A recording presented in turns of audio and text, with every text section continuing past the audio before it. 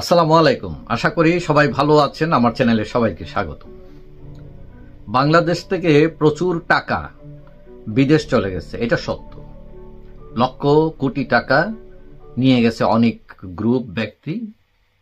যেমন অভিযোগ আছে এস আলম গ্রুপ, তারপরে সালমান এফ রহমান, তারপরে সাইফুজ্জামান জাবেদ, এরকম বড় বড় রাঘব বোয়ালদের নাম আসতেছে। তাছাড়াও অনেক আমলারা, রাজনীতিবিদরা বিভিন্ন দেশে অর্থ পাচার করেছেন। কানাডায় বেগম পাইরা তৈরি হয়েছে।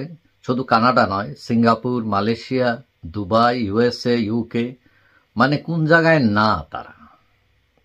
এখন এই সরকার বিভিন্নভাবে চেষ্টা করছে যে এই পাচারের টাকা ফেরত আনা, কিন্তু অনেকেই মনে করছেন যে পাচারের টাকা ফেরত আসবে, কিন্তু এটা একটা ভুল ধারণা। পাচারের টাকা ফেরত আনা খুবই কঠিন এবং অনেকটা আনা যাবেই না। আনলে এটা বিচ্ছিন্নভাবে সামান্য কিছু হয়তো আনতে পারেন। এখন কেন আনা যাবে না সেটা আমি বলি। কারণ যারা টাকা নিয়ে যান এগুলো মানি লন্ডারিং করে নিয়ে যান, এবং এগুলো প্রায় প্রমাণ থাকেই না মানি লন্ডারিং, এবং এটা প্রমাণ করাও অনেক ডিফিকাল্ট। এখন যারা বিদেশে টাকা নিয়ে গেছেন, তো তারা কিভাবে নিয়ে যান? অনেকেই আছেন, ধরেন আমেরিকা নিয়ে যাবেন বা লন্ডনে নিয়ে যাবেন, তো তারা প্রথম হয়তো বাংলাদেশ থেকে দুবাই পাঠাইলেন এটা টাকাটা ইলিগেল ওয়েতে। এখন ধরেন জাবেদে এখন টাকা নিয়ে যাবে দুবাই থেকে লন্ডনে, তো দুবাই থেকে লন্ডনে কিন্তু তারা বৈধ চ্যানেলে টাকাটা পাঠিয়ে দেয়। তো লন্ডনে কিন্তু ইন করলো এটা বৈধভাবে। সো এখন ওই সরকার তাকে গিয়ে বলতে পারে না তুমি মানি লন্ডারিং, কারণ সে তো টাকাটা তো বৈধ ওয়েতে আসছে।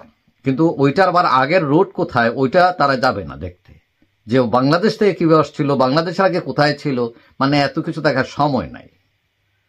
এবং অনেকেই, যেমন জাবেদের ব্যাপারে, জাবেদের আমি যত জানি এরা বিজনেস করে অনেক টাকা, এরা প্রচুর, মানে এরা বড় ব্যবসায়ী। এরা লন্ডন, আমেরিকা, দুবাই, বিভিন্ন জায়গায় এটা অনেক আগে, যুগ যুগ আগেও তাদের ব্যবসা ছিল। তো এখন তারা মানে দুই নম্বরই করে পয়সা নেয় না, এটা আমি বলি না। কথা হলো যে এটা আইনি প্রক্রিয়াটা প্রমাণ করাটা অনেক জটিল। আর অনেকের আছে, যেমন জাবেদের কথাই বলছিলাম, যে তাকে বলা হচ্ছে যে প্রথম 1000 কোটি টাকার সম্পদ, কিন্তু এটা কেউ চিন্তা করে না এই যে 1000 কোটি টাকার সম্পদ, এই টাকার এগেনস্টে কিন্তু অনেক টাকা লোন আছে। যে যেমন লন্ডনে বাড়ি করতে গেলে কয় টাকা লাগে? আপনি যদি 2 কোটি টাকার বাড়ি কিনতে চান, তো ওই 20 লাখ টাকা দিলেই কিন্তু বাড়ি কিনতে পারবেন। যে বাকি 1,80,00,000 টাকা কিন্তু ব্যাংক দিয়ে দেয় ঋণ, এবং বেশিরভাগ ক্ষেত্রে মানুষ এরকমই বাড়ি কেনে। তো এখন তার যদি 500 কোটি টাকার সম্পদ হয়ে থাকে, তাহলে সে ইনভেস্ট করেছে মাত্র 50 কোটি টাকা। সো ওই যে 500 বলে চিৎকালে এটা জেনুইন না। তো এখন কথা হলো এই টাকাগুলো ফেরত আনা যাবে না এই কারণে প্রথম কথা হলো এখানে আইনি জটিলতা আছে, এবং এটা প্রমাণ করতে হবে যে এই টাকাটা ইললিগ্যাল। এবং মানে যারা এগুলো করে তারা এমনভাবে করে মানে যাতে মানে প্রমাণ করাও কঠিন হয়ে যায়, কারণ এরাও তো অনেক ধূর্ত। তো সরকার চাইলে পারে না তা নয়, কিন্তু ওই যে ইউরোপের দেশগুলো বিশেষ করে তারা এগুলো বেশি নাড়াচাড়া করতে চায় না। কেন যায় না?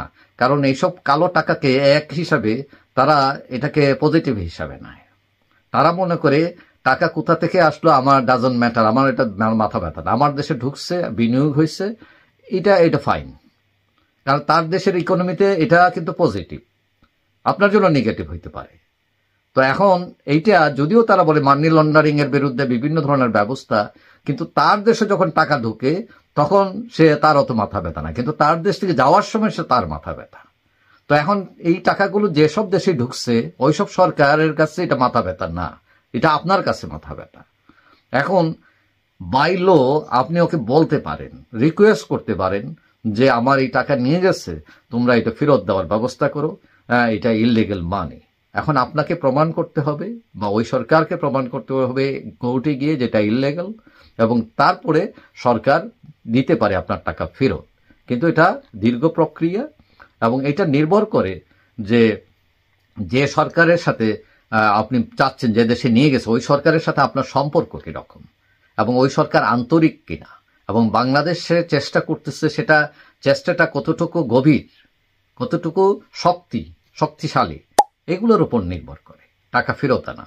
তবে অনেকেই মনে করেন যে এই যে পাচারের টাকা ফেরত আনা যাবে না এবং হয়তো 10-15% বর্জ্য 20% আনতে পারবেন, কিন্তু বেশিরভাগ টাকাই আনা যাবে না। কারণ ওইটা যে তারা যে প্রক্রিয়া নিয়ে গেছে এবং ওই দেশের সরকারগুলো মানে তাদের আসলে সময় নেই আপনার বিষয় নিয়ে, তারা নিজেদের অনেক সমস্যা, আপনার এগুলো নিয়ে দৌড়াদৌড়ি করা তার টাইম কোথায়।